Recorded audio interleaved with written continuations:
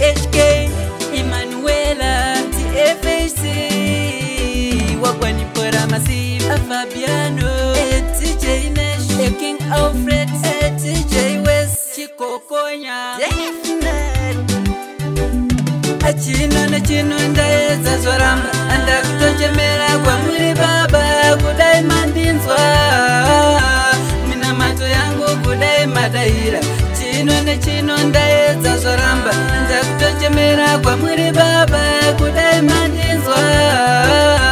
mina mato yangu kudai madaira Zuva ndinomuka ndichishanda asi chabuda chaicho baba hapana ndiri kuchemera oka yangu opuma ndokusaka songu inini ndaimba ivo vanozigona kuzigona sei zvavari kuita vakuzviita sei ingawa nditinoshanda tese everyday ko inini seiko ndisingawane pei achino ndaedza zoramba anda kutochemera kwamuri baba kudai mandinzwa mato yangu kudai madaira chino ndaedza zoramba ndakutochemera kwa mwiri baba kudai mandinzwa mina mato yangu kudai madaira ndaneta nekuchema baba upenyu wacho wakurema ishe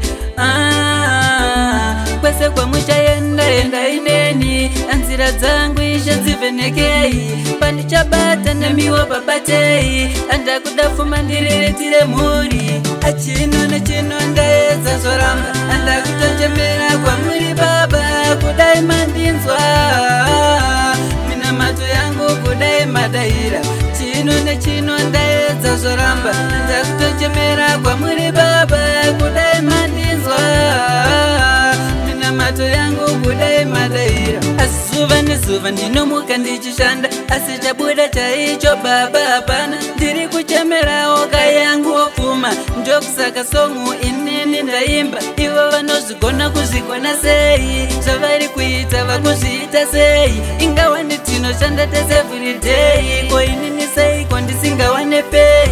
achino ndaedza zoramba andakutochemera kwamuri baba kudai mandinzwa mina mato yangu kudai madaira chino ndaedza zoramba ndakutochemera kwamuri baba kudai mandinzwa mina mato yangu kudai madaira ndaneta nekuchema baba upenyu wacho wakurema ishe